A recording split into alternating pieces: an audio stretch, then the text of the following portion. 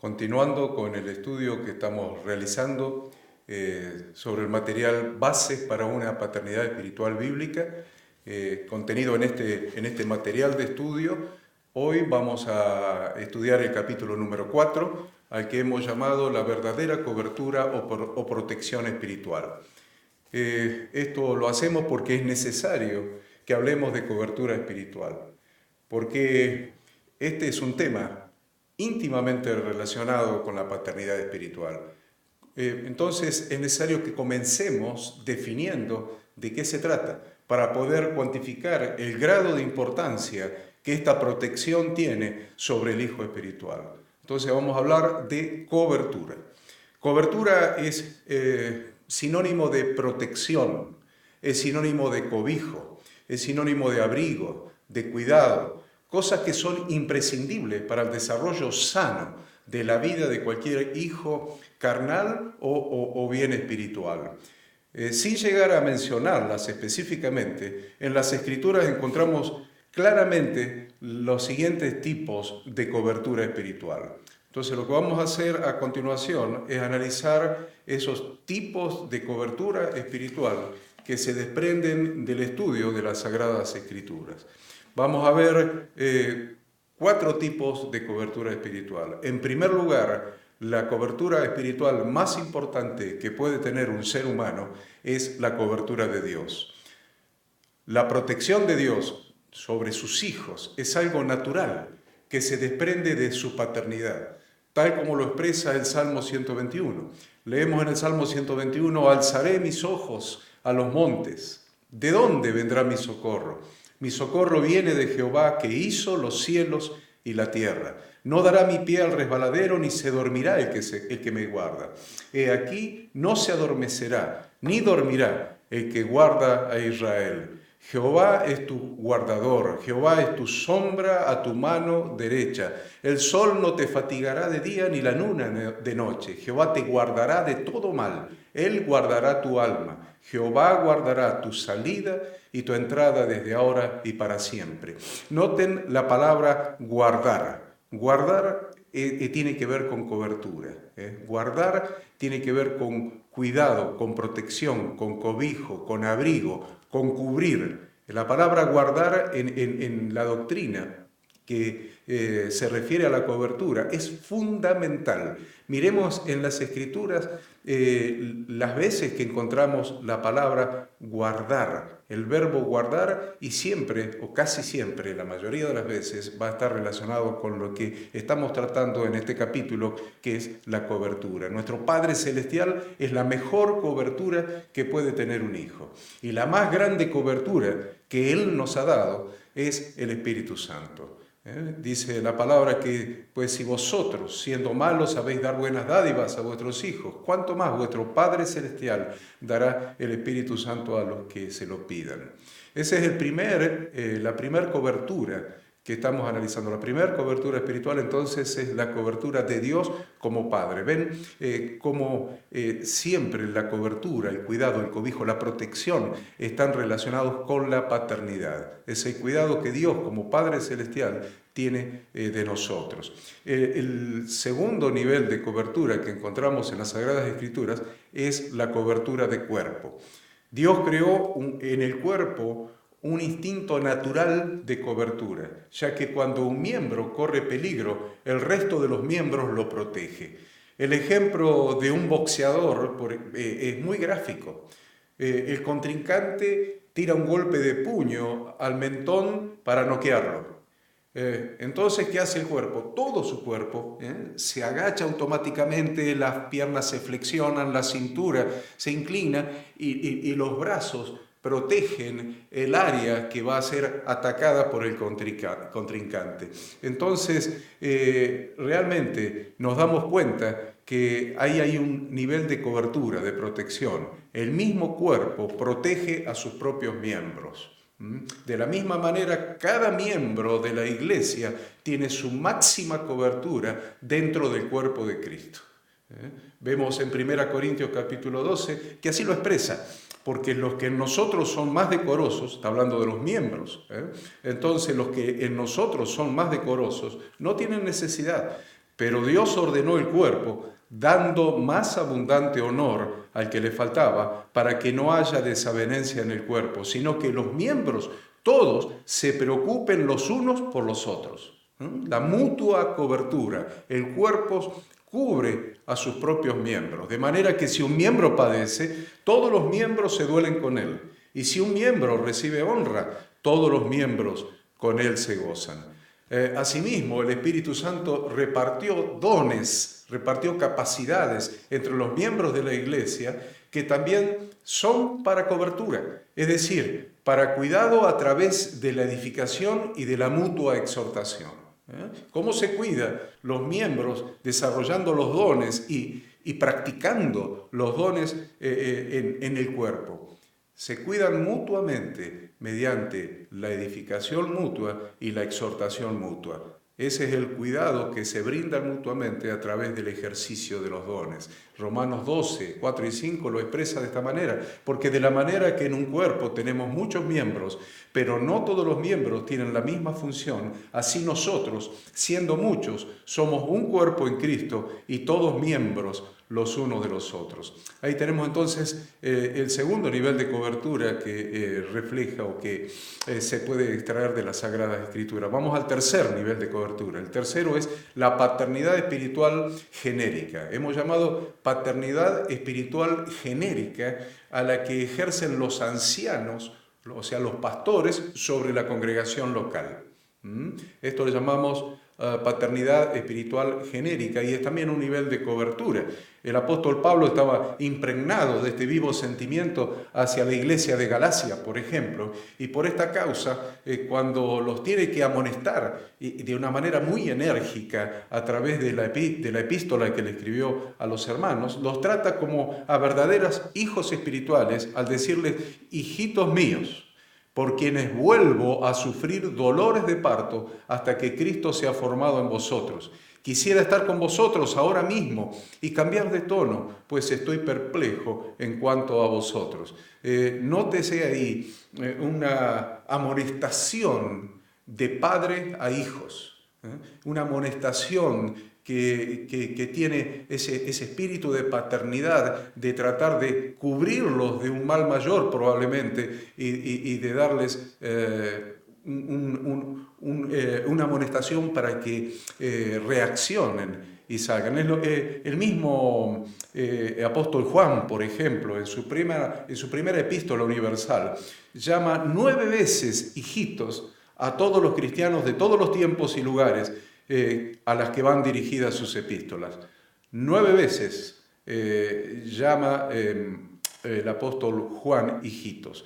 Este tipo de paternidad espiritual genérica es el tipo de relación que une a los ancianos o pastores con la congregación local y que debería llevarlos a cubrir a cada uno de sus miembros, brindándole lo que es la cobertura, protección y cuidado espiritual.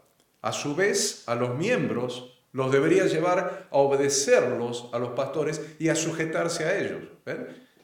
Obedecer y sujetarse a aquellos de quienes están recibiendo el cuidado y la protección, es decir, la cobertura. Hebreos lo expresa clarito en su capítulo 13, dice, obedeced a vuestros pastores y sujetaos a ellos, porque ellos velan por vuestras almas, como quienes han de dar cuenta, para que lo hagan con alegría y no quejándose, porque esto no os es provechoso. Ahí tienen el tercer nivel de cobertura que podemos extractar de la Biblia. Y el cuarto nivel de cobertura que traemos de la Biblia es la paternidad espiritual que llamamos específica. Vieron que la tercera la llamamos paternidad espiritual genérica, que es la que ejercen los pastores sobre la congregación que tienen a su cuidado. Bien, ahora vamos a ver el cuarto nivel de cobertura que le hemos llamado la paternidad específica. ¿Por qué específica? Porque esta paternidad es para transferirle el manto de siervo de Dios a los hijos espirituales. Paternidad espiritual específica. ¿Por qué? Para transferir el manto de siervo de Dios a los hijos espirituales. Cuando Jesús estaba en el mundo, daba cobertura a sus discípulos sobre quienes ejercía su paternidad espiritual, guardándolos en el nombre del Padre. Y sus discípulos eran personas a los que él llamó apóstoles porque eran elegidos por él para que esos apóstoles heredaran su manto de siervo del Padre para predicar el Evangelio y hacer la extensión del reino de Dios, la plantación de las iglesias que ellos hicieron después de la ascensión de Cristo. Jesús en Juan 17 dice: cuando estaba con ellos en el mundo, yo los guardaba en tu nombre, a los que me diste yo los guardé, y ninguno de ellos se perdió, sino el hijo de perdición, para que la escritura se cumpliese. Pero ahora voy a ti, hablo esto en el mundo para que tengan mi gozo cumplido en sí mismos. Yo les he dado tu palabra y el mundo los aborreció, porque no son del mundo, como tampoco yo soy del mundo. No te ruego que los quites del mundo, sino que los guardes del mal. ¿Ven? Las veces que está expresada esta palabra, guardar. Cuando yo estaba en el mundo con ellos, dice, yo los guardaba en tu nombre. A los que me diste, yo los guardé. Entonces, y dice, no te pido que los quites del mundo, sino que los guardes del mal. Miren qué interesante, la palabra guardar es sinónimo de cubrir, sinónimo de dar cobertura.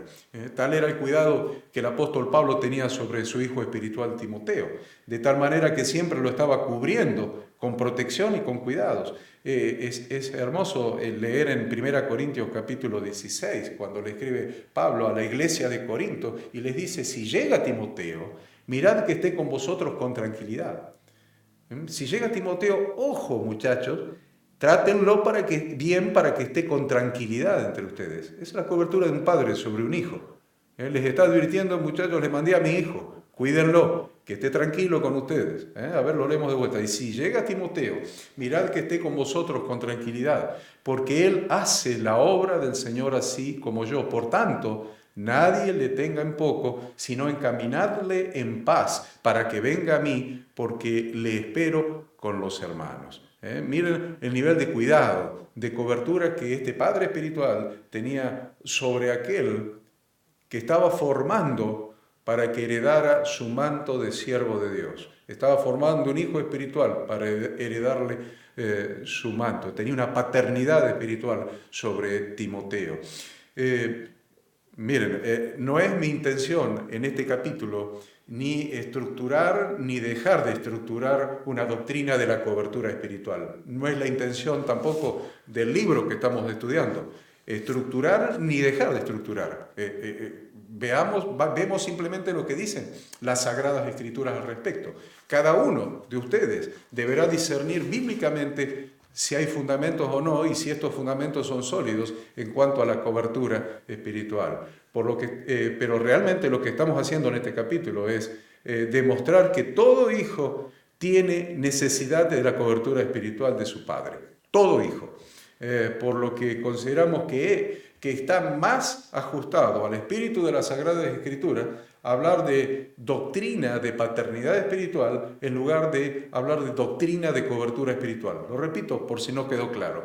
Más ajustado a la palabra de Dios, a las Sagradas Escrituras, está hablar de doctrina de paternidad espiritual en lugar de hablar de doctrina de cobertura espiritual. ¿Por qué? Porque la doctrina de cobertura espiritual necesariamente está incluida en la primera, en la doctrina de la paternidad espiritual. Entonces, automáticamente, si hablamos y aprendemos correctamente la paternidad espiritual, automáticamente todo padre cuida, protege, da cobijo, guarda a sus hijos. Entonces, se evitaría el fraude de querer dar cobertura sin paternidad.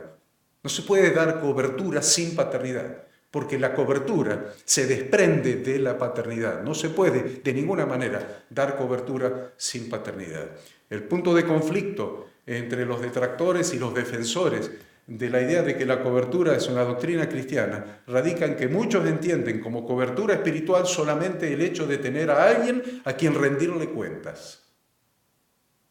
Pero la idea de cobertura continúa siendo muy importante dentro de la doctrina bíblica de paternidad espiritual. ¿Por qué? Porque además da protección, formación, orientación y también incluye este aspecto tan controvertido de la relación entre los cristianos, pero tan real entre padres e hijos. Tener un verdadero padre espiritual de quien recibir la revelación de la palabra de Dios, la visión y ser formado para recibir su manto de siervo de Dios y a la vez también rendirle cuentas, ¿por qué no? Es un concepto natural de la paternidad de cualquier hijo con su padre. Inclusive el conflicto de pensar que a quien rindes cuentas es en definitiva quien te controla, no parece ser algo descabellado ni fuera del orden de Dios. Si consideramos que controlar es sinónimo de vigilar, inspeccionar, examinar, observar, verificar, probar, revisar. Y eso está dentro del orden natural de cualquier papá con su hijo. Entonces, no es descabellado ni fuera del orden ese tipo de control. Sin embargo, si pensamos que controlar es dominar, someter y manipular, entonces decimos que con esta acepción particular, controlar no está dentro de la doctrina bíblica de la paternidad espiritual. Debemos considerar que la cobertura es bíblica solamente cuando funciona como un mecanismo protector. Ahí solamente es bíblica. Si no funciona como un mecanismo protector del padre sobre su hijo, no es bíblico. La cobertura que está naturalmente incluida en la paternidad espiritual no tiene relación alguna con la falsa doctrina de la cobertura que dice que el laico está cubierto por el pastor y este a su vez está cubierto por la denominación o la iglesia madre o el obrero cristiano. Y ya que cada uno rinde cuentas a su autoridad eclesiástica superior, más alta, entonces cada uno está protegido, está cubierto por esa autoridad o por esa iglesia madre o por ese obrero cristiano que hoy se llama incorrectamente apóstol. Esta manera de pensar genera las siguientes preguntas. ¿Quién cubre a la iglesia madre? ¿O quién cubre a la sede denominacional? ¿O quién cubre al obrero cristiano? Es muy evidente que detrás de esta doctrina está encubierto un sistema de gobierno institucional que carece de sustento bíblico y que está impulsado por un espíritu de dominio y un espíritu de manipulación. En el modelo de cobertura que surge de la doctrina bíblica de paternidad espiritual, su interés principal está destinado a cuidar al hijo y lograr su desarrollo completo, su desarrollo para que pueda cumplir con el objetivo traducido en la visión recibida de su padre. Su padre espiritual tiene una visión recibida de Dios, como siervo de Dios. Entonces, la doctrina de paternidad espiritual tiene como interés cuidar al hijo, para formarlo, para desarrollarlo, para que no se desvíe, para que no sea dañado y realmente pueda cumplir el objetivo. Cuando el padre espiritual le herede su manto, la visión, la revelación, la iluminación recibida de parte de Dios para cumplir la tarea. La tarea siempre es la gran comisión. Siempre la tarea es la gran comisión que consiste en multiplicar. Vayan por todo el mundo a predicar el Evangelio, multiplicar y edificar. Hagan discípulos, enséñenle la palabra. El Evangelio se aprende, el Evangelio hay que estudiarlo, la palabra de Dios hay que estudiarla porque al Dios de la Biblia se lo conoce a través de la Biblia. Entonces, esto que estamos diciendo opera a través de la vida que fluye de padre a hijo, que hace que la verdadera cobertura sea orgánica y funcional.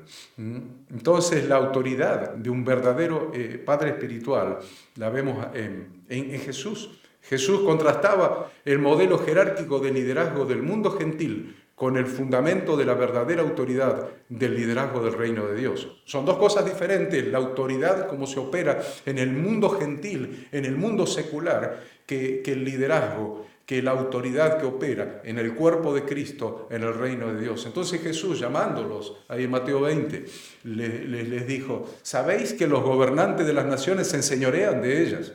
Y que los que son grandes ejercen sobre ellas potestad, poder. autoridad. Mas entre vosotros no será así, sino que el que quiera hacerse grande entre vosotros será vuestro servidor, y el que quiera ser el primero entre vosotros será vuestro siervo.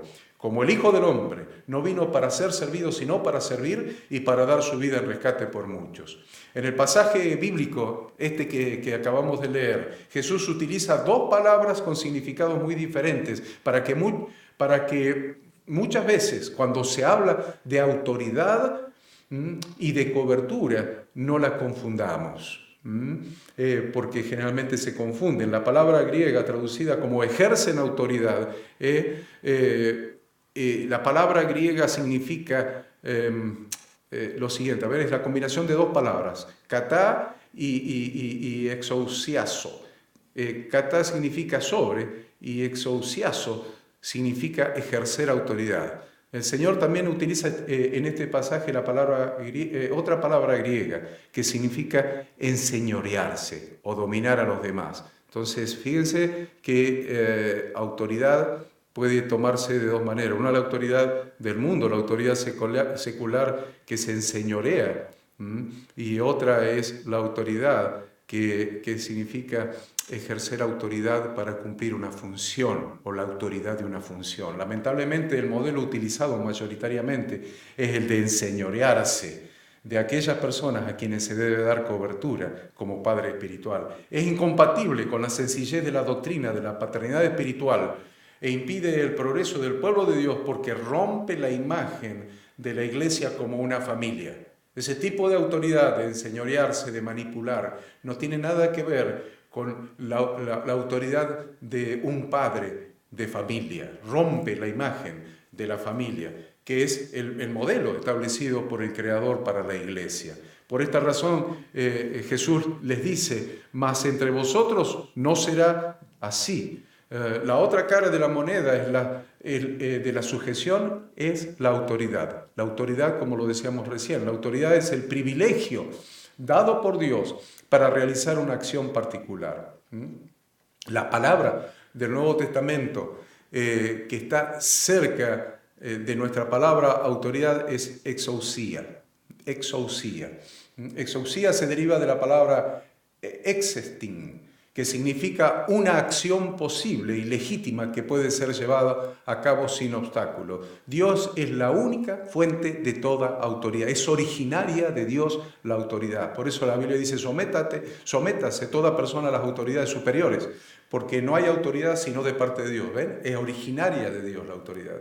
Y las que hay por Dios han sido establecidas. De modo que quien se opone a la autoridad, a lo establecido por Dios, resiste, y los que resisten acarrean condenación para sí mismos. Eso lo leemos en la carta a los Romanos. Y en uso de su paternidad, Dios ha conferido esa autoridad en su Hijo. El Padre, originario de esa autoridad, la confiere, la delega en su Hijo Jesús. Por eso en Mateo 28 dice, Jesús se acercó y les habló diciendo, toda potestad, todo poder, toda autoridad me es dada en el cielo y en la tierra. Juan mismo dice en su capítulo 17, y estas cosas habló Jesús, y levantando los ojos al cielo dijo, Padre, la hora ha llegado, glorifica a tu Hijo para que también tu Hijo te glorifique a ti. Como le has dado potestad, autoridad, potestad, poder sobre toda carne, para que dé vida eterna a todos los que le diste. Al mismo tiempo Dios ha delegado su autoridad en los hombres y mujeres para propósitos específicos, no para cualquier cosa, y no es algo permanente donde la autoridad es un poder recibido sin sentido. Siempre lo que Dios hace tiene sentido, siempre lo que hace es para algo. La palabra para, siempre busquemos en lo que Dios hace la palabra para. Recibiréis poder cuando haya venido sobre vosotros el Espíritu Santo. ¿Para qué? Para hacerme testigos en Jerusalén, en toda Judea, en Samaria y hasta lo último de la tierra. Siempre lo que Dios hace es con un propósito, con un sentido. Dios no hace cosas sin sentido, ni da autoridad sin sentido para la vanagloria de quienes la reciben. Por eso Colosenses 3 dice, hijos, obedeced a vuestros padres en todo, porque esto agrada al Señor, porque Él les ha delegado la autoridad de padre. Padres, no exasperéis a vuestros hijos para que no se desalienten. Siervos, obedeced en todo a vuestros amos terrenales. Hay una autoridad delegada. No sirviendo al ojo como los que quieren agradar a los hombres, sino con corazón sincero, temiendo a Dios. Otro pasaje dice, obedeced a vuestros pastores. ¿Se acuerdan? En Hebreos 13 lo leímos. Y sujetaos a ellos. Hay una autoridad delegada allí en los pastores, porque ellos velan por vuestras almas como quienes han de dar cuenta, para que lo hagan con alegría y no quejándose, porque esto no os es provechoso. La autoridad que opera entre el Padre espiritual y su Hijo es autoridad orgánica del organismo, es autoridad orgánica, es la autoridad que está basada en la vida espiritual en este caso. Es la autoridad que fluye cuando una persona comunica la vida de Dios a través de palabra o de obra. Entonces tiene la ayuda y el respaldo del Señor mismo. Todos los cristianos, en virtud del hecho de que poseen la vida del Espíritu, poseen una medida de autoridad orgánica. Es por esta razón que la Biblia nos ordena, someteos unos a otros en el temor de Dios, Efesios 5.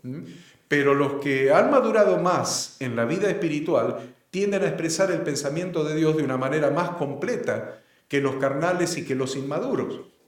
Hebreos 5. Y todo aquel que participa de la leche es inexperto en la palabra de justicia. ¿Por qué? Porque es niño. Pero el alimento sólido es para los que han alcanzado madurez, para los que por el uso tienen los sentidos ejercitados en el discernimiento del bien y del mal. O sea que hay niños y hay maduros. De aquí deriva la necesidad de paternidad espiritual, porque los padres han recibido mayor revelación de la palabra y una visión hacia dónde caminar en el cumplimiento del propósito eterno de Dios. Y ahí está la autoridad delegada para ejercer paternidad espiritual. Entonces los hijos obviamente tienen un deber de sumisión. Es una realidad comprobada que aquellos que enfatizan demasiado la autoridad y la sumisión, intentando incluirla como una doctrina bíblica fundamental, están más interesados en hacerse a sí mismos una figura de autoridad, más interesados en que se los considere una autoridad jerárquica, más que servir a sus hijos espirituales. La palabra griega que se traduce más a menudo como someter en el Nuevo Testamento es el vocablo upotazo. Una mejor traducción de este término es sujeción. De acuerdo con el uso más común en el Nuevo Testamento, la sujeción es una actitud voluntaria. Voluntaria, claro que sí. Es la actitud voluntaria de ceder, de cooperar y permitir que otros nos amonesten y nos aconsejen, nos orienten, nos guíen. La sujeción bíblica no tiene nada que ver con dominio o poder jerárquico. Es simplemente una actitud de apertura como la que manifiestan los niños, dando nuestro consentimiento a nuestro Padre espiritual en la medida que Él refleja la mente de Cristo. Acuérdense de esto, en la medida que Él refleja la mente de Cristo. La sujeción bíblica existe y es preciosa, pero debe comenzar con lo que Dios desea y con lo que la Biblia asume. Es decir, que nosotros, individual y como cuerpo, estamos sujetos a Cristo Jesús, que nos sujetemos unos a otros en el lugar donde nos reunimos y que nos sujetemos a aquellos obreros probados y dignos de confianza que sirven al cuerpo de Cristo de una manera sacrificada. Si está funcionando de acuerdo al plan de Dios, estarás mutuamente sujeto a los hermanos con quienes te reúnes. Y si tienes un padre espiritual de quien deseas recibir su manto de siervo de Dios, de quien deseas heredar su manto de siervo de Dios, con mucho gusto recibirás su ayuda y su consejo y estarás sujeto a él. Bien entendida, entonces, la sujeción mutua es práctica y vital y existe cuando una piedra viva de la casa del Señor recibe humildemente ayuda, consejo y cuidado de otras piedras vivas, y en particular recibe la formación de su Padre espiritual para finalmente heredar su manto de siervo de Dios. Esperamos que esta lección les haya resultado de utilidad para introducirnos gradualmente en el tema que estamos desarrollando, que es bases para una paternidad espiritual bíblica.